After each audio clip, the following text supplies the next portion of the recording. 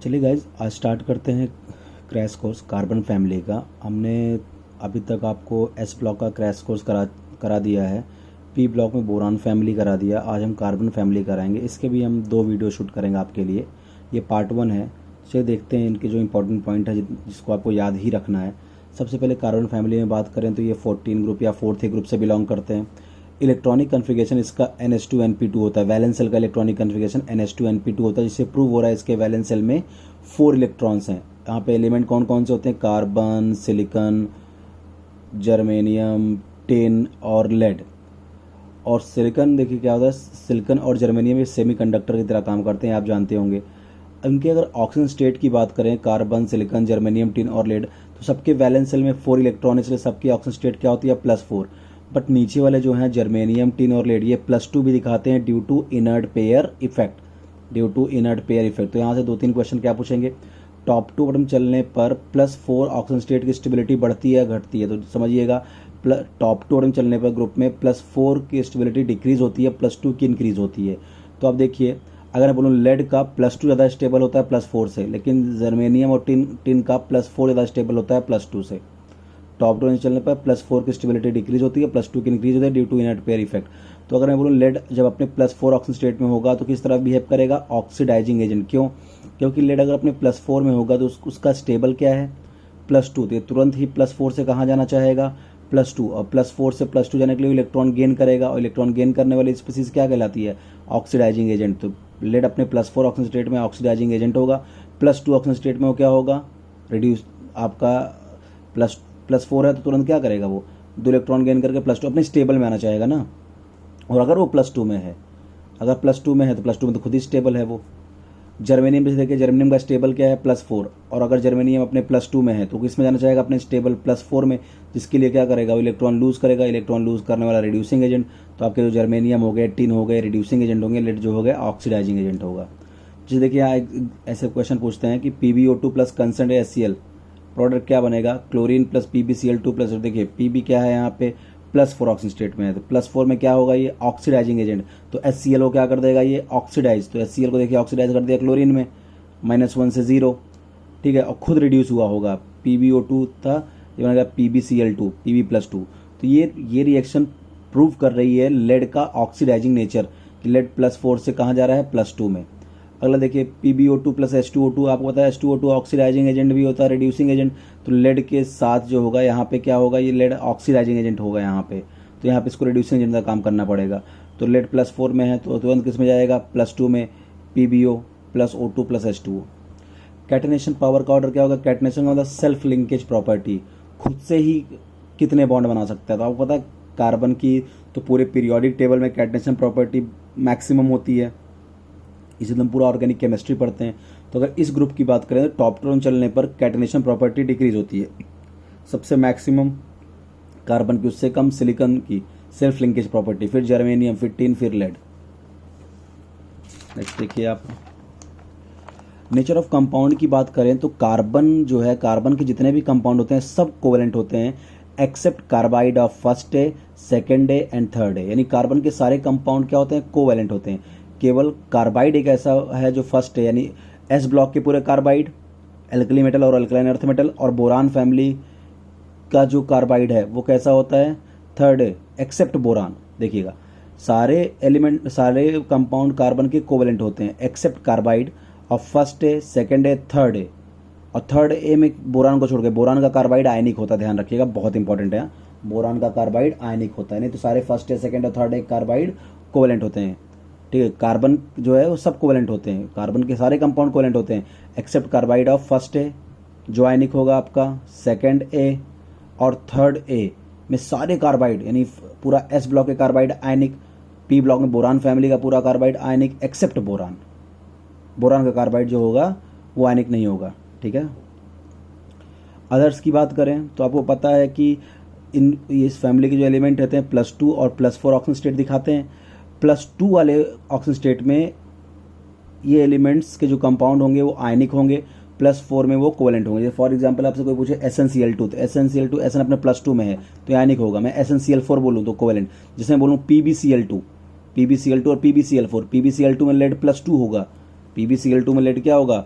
+2 यानी lowest oxygen state +2, तो इसमें क्या होगा, ये आयनिक और PbCl4 कोवेलेंट होगा।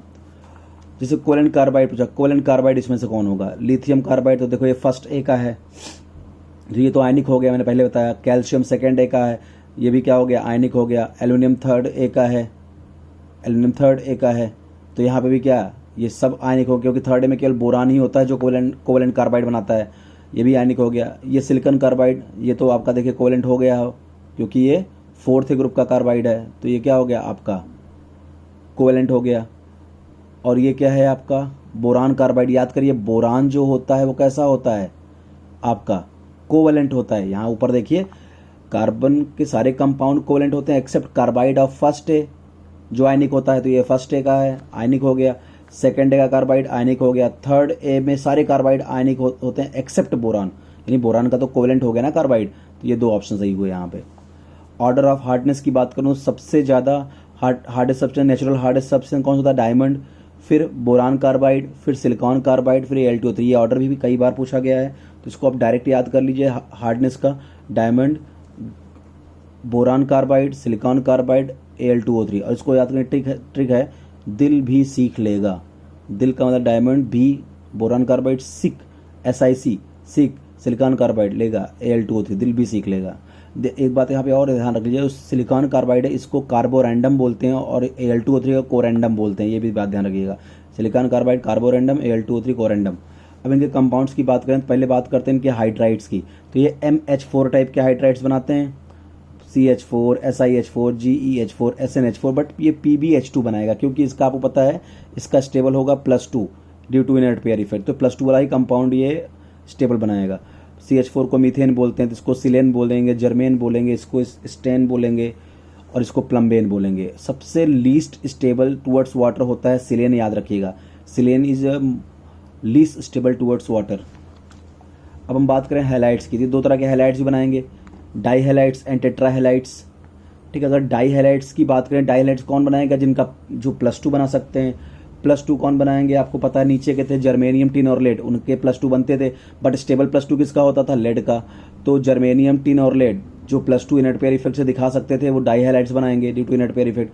टेट्रा हैलाइड जो है, और अगर हम बोले डाई हैलाइड्स में स्टेबिलिटी का ऑर्डर, तो किसका +2 स्टेबल होता था, लेड का, उससे कम स्टेबल +2 टिन का, उससे कम स्टेबल +2 जर्मेनियम का, तो स्टेबिलिटी ऑर्डर होगा डाई हैलाइड का। ट्राई हैलाइड की बात करें तो CCl4, SiCl4, ये सारे के सारे क्या है, टेट्रा हैलाइड्स बना सकते हैं।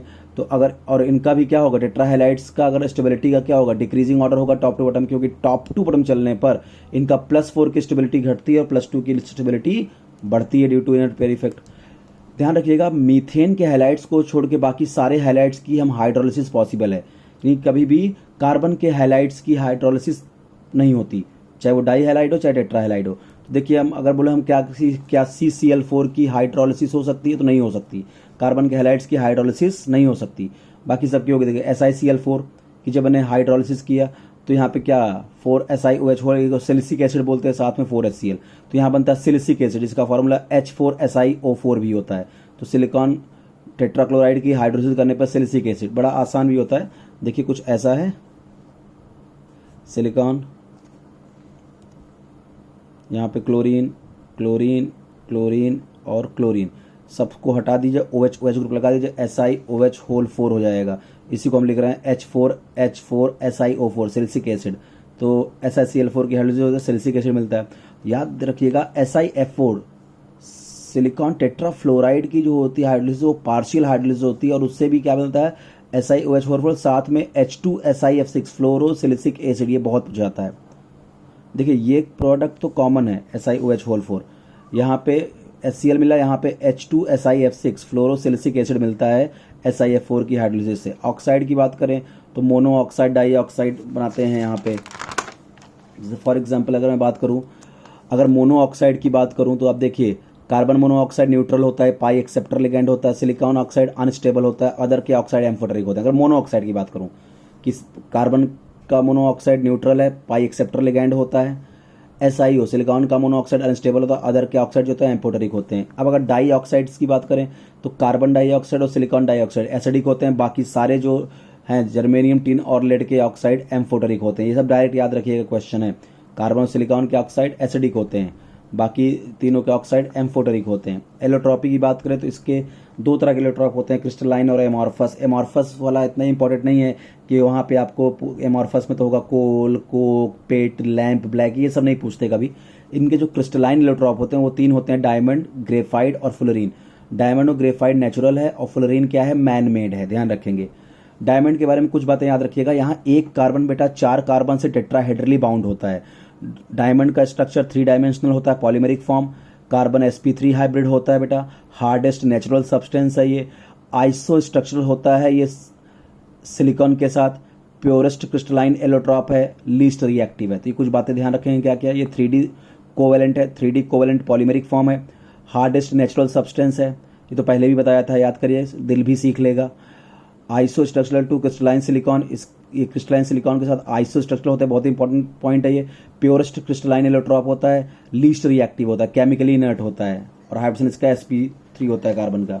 ग्रेफाइट की बात करें तो आपको पता है ये sheet like structure, hexagonal sheet like structure होता है बेटा, कुछ इस तरह से देखिए, कुछ ऐसा स्ट्रक्चर होता है इसका, ये ऐसे, ये हेक्सागोनल शीट लाइक स्ट्रक्चर। तो आप किसी भी कार्बन को चेक करें, ग्रेफाइट में कोई भी कार्बन, इधर इधर इधर 3 कार्बन से अटैच है, कोई भी कार्बन देख लीजिए आप, कितने कार्बन से अटैच है, 3 कार्बन से अटैच है। कोई भी कार्बन आप देख लीजिए, ये 3 कार्बन से अटैच है, और 3 कार्बन से अटैच है तो इनका स्टेरिक फैक्टर 3 हुआ, तो इसका हाइड्रोजन होता है sp2। तो ग्रेफाइट वाले कार्बन का हाइड्रोजन क्या होता है, sp2।